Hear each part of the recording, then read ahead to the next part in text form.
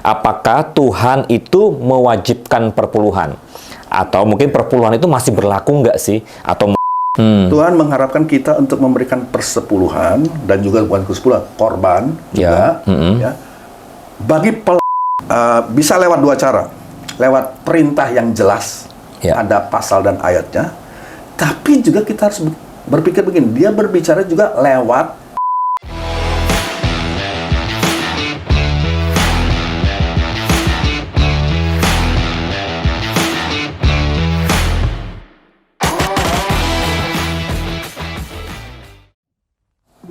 yang selalu pasti ditanyakan dan gitu ya. Iya. Ini pertanyaan terakhir yang kayaknya memang selalu ditanyakan, selalu jadi perdebatan, selalu jadi pergumulan juga buat setiap anak-anak muda, mungkin buat setiap teman-teman Elohimers yang pengen tanya dan pengen dapat jawaban yang pasti. Ya, dan kita langsung dapat sumbernya, yaitu senior pastor kita Om Frank yang akan menjawab langsung pertanyaan ini. Soalnya beberapa waktu lalu juga sempat heboh banget, ada beberapa pengajaran tentang hal ini, Om. Jadi ini perlu kita langsung dengar sendiri selama kita masih ada di GPDI Elohim. Artinya kita dengar apa yang gembala kita, senior pastor kita sampaikan. Jadi pertanyaannya seperti ini, Om. Apakah Tuhan itu mewajibkan perpuluhan? Atau mungkin perpuluhan itu masih berlaku nggak sih? Atau mungkin perpuluhan itu cuma ada di yang lama aja, di baru sudah nggak ada. Nah, kira-kira menurut Om Frank dari yang kita percayai dari GPDI seperti apa, Om, kira-kira? Nah, jadi apakah Tuhan apakah Tuhan mewajibkan perpuluhan? Persepuluhan. Okay. Betul. Ya. Memang ya di dalam perjanjian lama kalau kita lihat ada jelas perintah untuk memberikan persepuluhan kepada bangsa, itu jelas sekali tuh. Ya. Banyak ayat kalau saya mau kasih ya. Perjanjian. Persoalannya di perjanjian baru di mana kita hidup sekarang nggak ada secara secara spesifik gitu loh. Perintah seperti begini, hendaklah engkau membayar persepuluhan. Surat Kolose pasal 3 nggak ada. Itu nggak ada memang. Cuma di perjanjian lama ada loh, itu jelas sekali. Banyak ayatnya. Di perjanjian baru tidak ada perintah spesifik. Ya, tidak ada ayat perjanjian baru yang mengatakan tadi engkau harus memberikan persepuluhan dan persembahan kepada Tuhan. Nggak ada. Betul. Secara eksplisit begitu ya. Tetapi kalau kita lihat keseluruhan Alkitab secara total, sebenarnya memperlihatkan bahwa Tuhan mengharapkan ini. Tuhan mengharapkan kita untuk memberikan persepuluhan dan juga bukan persepuluhan, korban juga, ya, bagi pelayanannya, bagi pekerjaan Tuhan itu. Ya, sebab kita ini kan adalah stewardship, kita harus mengelola semua kekayaan yang dipercayakan, kita harus mengelolanya dan kita harus kembalikan. Ya, dia telah percayakan kepada kita dan bagaimana kita mengelolanya. Salah satunya adalah soal persepuluhan juga. Nah, biasanya orang yang menolak, pastor, untuk memberikan persepuluhan, biasanya bilang begini, mana pasal dan ayatnya? Betul. Ayatnya di perjanjian baru khususnya mengatakan kita harus memberikan persepuluhan. Ya, kalau nggak ada pasal sama ayat, no. Nggak kita biar. Gitu kan? Nah, cuma begini, pastor, ya. Tuhan itu berbicara kepada kita. Bisa lewat dua cara, lewat perintah yang jelas, ada pasal dan ayatnya. Tapi juga kita harus berpikir begini, dia berbicara juga lewat prinsip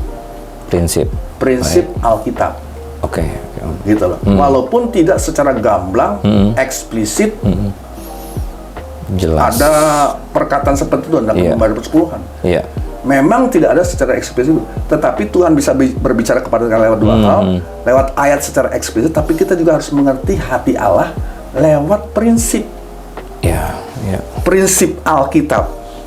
Artinya walaupun tidak ada perintah secara spesifik, gitu, tetapi berita itu ada dalam bentuk prinsip. Gitu, ya. Gimana itu? Contohnya nih ya, Rasul Paulus nih, dia kasih satu ilustrasi. Ya, ilustrasi yang berhubungan dengan mensupport pelayanan. Mensupport hamba Tuhan, mensupport para pelayan ini. Di 1 Korintus pasal 9, ayat 9 dan 10 bisa lihat sendiri. Ya. Di situ ditulis bahwa jangan engkau memberangus mulut lembu yang sedang mengirik. Oke. Itu. Ya. Lantas lompat ke ayat 14 berdasarkan apa yang dia ambil ilustrasi dari dari apa namanya perkataan itu, jangan engkau memberangus. Jadi lembu itu kalau lagi kerja, mengirik, jangan ditutupin mulutnya gitu loh. Dia harus bisa makan. Ya. Jadi waktu dia kerja, dia harus dibiarin boleh makan dari mungkin hasil irikannya yang mungkin apa kececer bagaimana. Jangan ditutupin mulutnya. Itu ada ayatnya tuh. Berarti memberangus tuh gitu Om ya? Tuh, menutup mulut gitu, nggak bisa makan. Ditutup ya? Ditutup mulutnya, tapi disuruh kerja terus. Disuruh kerja terus, ya. Gitu. Nah, berdasarkan itu, ke ayat 14-nya di 1 Korintus 9, Paulus bilang begini, demikian pula Tuhan telah menetapkan bahwa mereka yang memberitakan Injil harus hidup dari pemberitaan Injil. Gitu loh. Memang tidak ada perintah spesifik soal apa tadi itu, tapi di sini kita lihat dengan jelas bahwa para pelayan Injil di Perjanjian Baru harus disupport, disupport secara finance, apalagi di GPDI. GPDI sistemnya itu bukan kayak gereja GKI atau apa, mempunyai enggak, kita nih ngerintis dari nol, dari nol, dari nggak ada apa-apa. Lihat aja Simbah yang ngerintis pekerjaan ini dari nggak ada apa-apa, betul-betul kita betul-betul kayak yang diajarkan firman Allah, cuma datang modalnya cuma suami istri, modal koper. Atau kadang-kadang dia datang sendiri. Ini pendeta setelah belajar sekolah kitab, dilempar diutus gitu. Diutus perintisan. Dari nggak ada apa-apa. Modalnya kan? Cuma doa. Iman. 10 tahun lagi dia udah istri. Kemudian dia punya anak. Gerejanya mulai bertumbuh, ada. Dari tidak ada loh itu. Dan dia dengan iman merintis itu semua. Jadi makanya sebenarnya di GPD memang peranan pimpinan gereja gembala itu sangat kuat. Sebab dia yang merintis dari awal. Gitu loh. Jadi kita nggak terima gaji, kita hidupnya dari persepuluhan. Gitu. Jadi sejarah itu juga harus dimengerti juga nih tentang gereja kita gitu. Dan itu alkitabiah, bukan kita ngarang-ngarang, itu ada dalam firman Tuhan. Ya. Secara tersirat memang tidak ada kata-kata memang untuk ini. Tapi tadi saya sudah kasih contoh. Contoh lain lagi tentang bahwa kita harus mengerti hati Allah walaupun mungkin tidak ada kata-kata tentang itu. Contohnya begini, nggak ada cari ayat jangan merokok. Nggak ada ayatnya. Tapi kok kita nggak mau merokok? Kenapa? Kenapa Pak? Pastor apa? Karena biasanya Om ya merusak bait alam, merusak tubuh. Nah, itu kan ayat yang kita ambil kan dari 1 Korintus 3 sekali itu dipakai bait Allah jangan merusak dengan rokok. Tidak ada kata-kata tentang tidak itu. ada, tapi kita sudah meyakini betul. Itu disebut prinsip. Allah bisa berbicara dengan gamblang lewat ayat, juga lewat prinsip. Kita bisa tangkap hati Allah. Bagaimana Yesus? Jangan salah, Yesus itu di Matius 23, di Lukas pasal 11, walaupun dia tidak secara langsung, ayo baru 10-an, enggak, tapi itu menyinggung. Umpamanya di Matius 23 celaka kamu hai ahli Taurat orang Farisi, hai kamu orang munafik, sebab persepuluhan dan selasih ada manis bintang kamu bayar. Betul. Yesus nggak melarang berarti. Tapi Yesus menyentuh. Yesus sempat berbicara itu.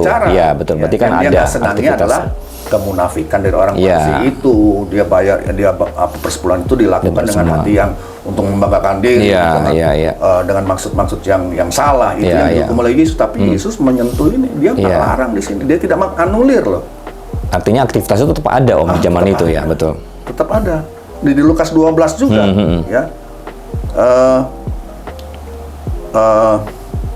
pokoknya dari situ di Lukas 12 orang Farisi dia bayar persepuluhan tapi hatinya tadi itu dia munafik. Kan?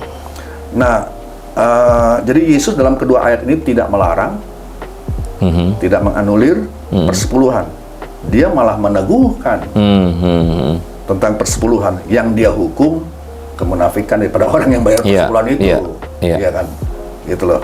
Jadi yang Yesus hukum itulah sikap hati yang munafik dari Iya, orang. iya. Tapi persepuluhannya tetap ada. Tetap ada. Dan memang jangan lupa itu masih di zaman Taurat. Iya, iya. Memang diambil dari Taurat itu. Iya, iya. Cuma begini, kita tanya, Yesus bayar persepuluhan nggak? Ya itu tuh. Nah kan memang nggak ada dong. Iya, iya, Cuma iya. logikanya begini, kan Yesus berada di bawah masih di perjanjian lama. Dan Alkitab katakan dia sedang memenuhi seluruh hukum Taurat. Iya. Betul nggak? Iya. Dia sedang memenuhi dengan sempurna. Salah satu hukum Taurat adalah persepuluhan itu ada. Persepuluhan. Jadi dari situ, walaupun tidak tercatat kita Secara seperti kita gamblang, betul. meyakini karena Yesus datang, dia mau menggenapi seluruh hukum Taurat. Iya. Dia pasti bayar. Dia pasti melakukan Dia juga. pasti melakukan, Iya. gitu loh. Ya. Nah di Lukas 20 juga Yesus bilang, berikanlah kepada Kaisar apa yang Kaisar punya, Iya. dan kepada Allah apa Iya. yang Allah punya. Kepada Iya. Kaisar pajak kita kasih, Betul. kepada Allah Iya.